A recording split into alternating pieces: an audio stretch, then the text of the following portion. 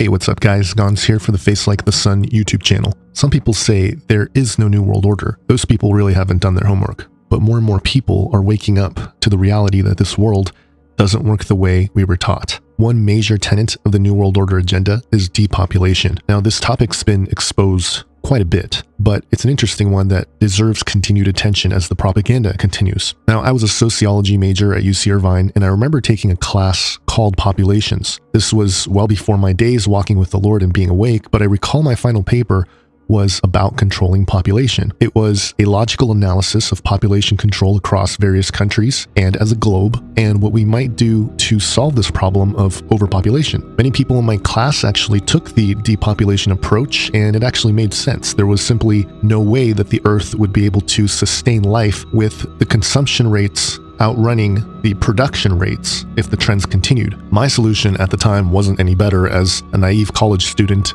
it was basically to take third world nations out of their home countries or, wherever they're impoverished and bring them to rural lands waiting to be cultivated across the world. Now, I did some analysis and found that there's plenty of land in the world to sustain population growth, but what I didn't realize was the overall absurdity of this plan, as it would essentially be telling these nations of people to move out and bring them to where? Just random places that are ready for cultivation and city building? I mean, who would pay for it? Would they even want to leave their land? So it was an absurd thing, but give me a break, I was in college. My alternative solution was what everyone preached in this class, which was a decisive decision to reduce population, encourage some form of birth control. And there were even people that mentioned bringing up a kind of system where people would only be able to have children after a certain age. And if someone got pregnant before a certain age, that child would be either aborted or brought into adoption. But I even remember at the time thinking, man, this is really cruel thinking.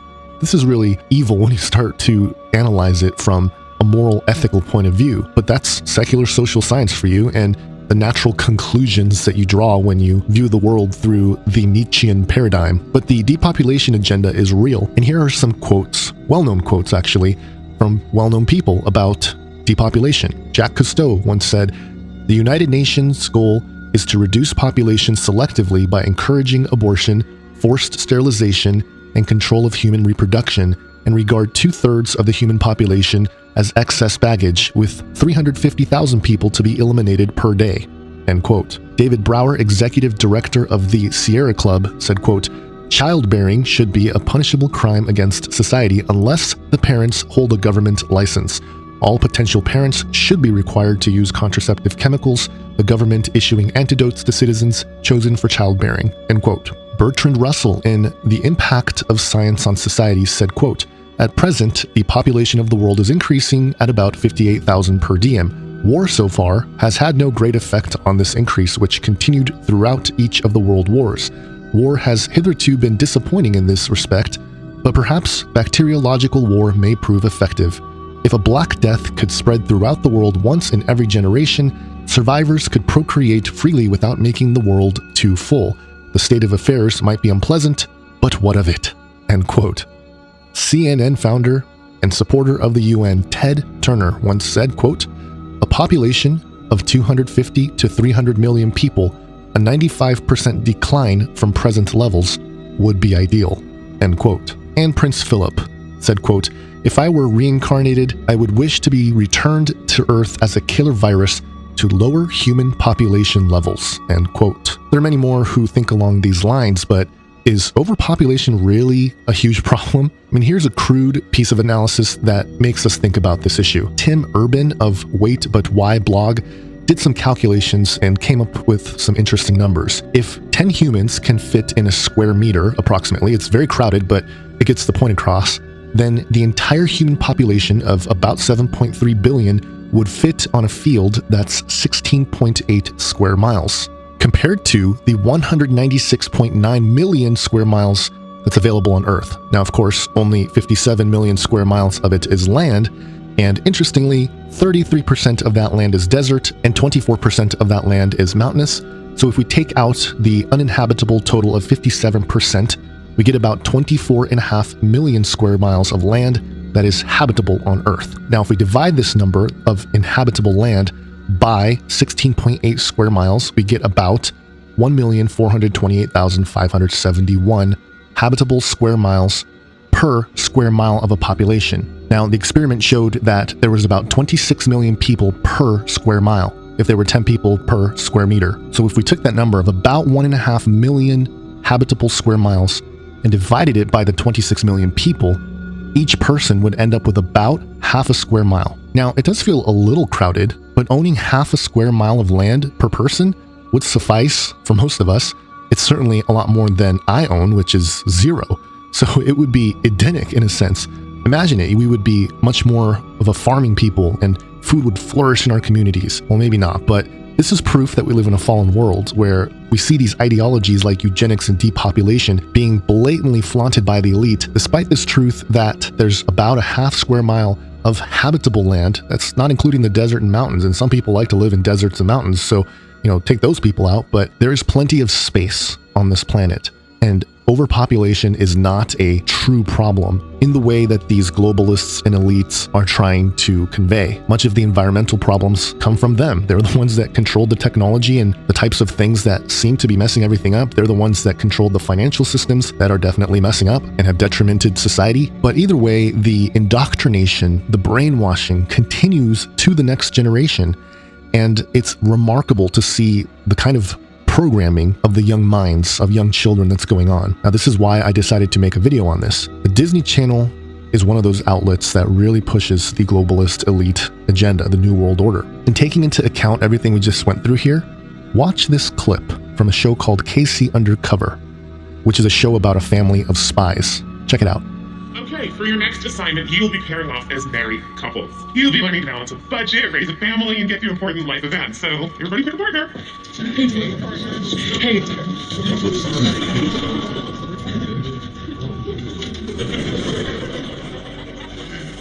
I always knew we'd end up together. Excuse me, Mrs. Greenfield. Is one of life's important events learning to love again after your fiancé tragically dies before this assignment begins? Now that you want to pass this class. I was thinking somewhere romantic for the honeymoon, like the Lord of the Rings Hobbit Hotel. Let's take a look at our marital profile. Okay, it says here I'm a court stenographer making $53,000 a year. You're a dental hygienist making $42,000 a year. Yeah, no. No, that can't be right, because I would never have a job making less money than you, or touching people's filthy mouths.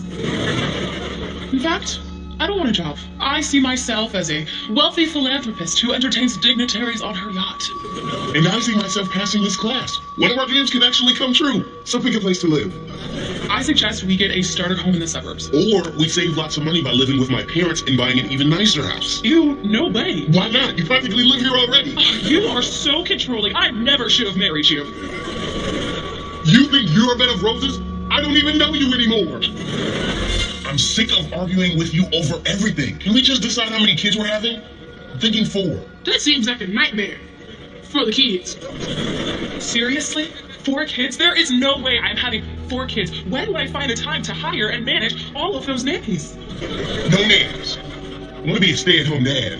You expect me to support this family on a dental hygienist salary? Forget it. Come on! I really want to hear the pitter-patter of little feet. Get a dog! Fine. But if we don't have kids, then what do we do with the $200,000 saved in the college fund? We saved $200,000? We're millionaires! Yeah, I don't think you're going to have to worry about your kids going to college. So as you can see, my husband, Ernest, a very well-respected court stenographer, and I have decided not to have any children. And that dramatically increased our disposable income. I can now afford a fancy sports car. And we purchased a second home, a ski house in Vermont. That way we never have to actually see each other. Which makes me think this marriage can last forever. But you didn't do the assignment. You were supposed to balance a budget for a family. This isn't the oldie days, Mrs. Greenfield. Right. You can be a family without having any kids. Welcome to 2016. Well, I guess you guys kind of do make a point. All right, I'm giving Marissa and Ernie an A. You know, we make a really good team, Mrs. Cooper. Nah. I don't even think I need to break this down. I think it's pretty obvious. All the nuances of indoctrinating young people into these ideologies. The reality is, the good Lord told us to be fruitful and multiply, and for us to love God and love other people. And if we can follow those really basic principles, the world will be fine. But there is a heart issue. There's something in the human soul that has been corrupted, and that's why we are in the state that we are in now. And we've been freed of this already, and that was through the death and resurrection of Jesus Christ. And there's an ultimate fulfillment of that plan coming. But until then, we have to occupy in this fallen state. But the good news is that it's already been resolved. And that's what the whole gospel message is about. It's the good news. So we don't need to worry about overpopulation if every single one of us simply loved God and love our neighbor. Then I think things will be all right. Have an awesome day, guys. God bless.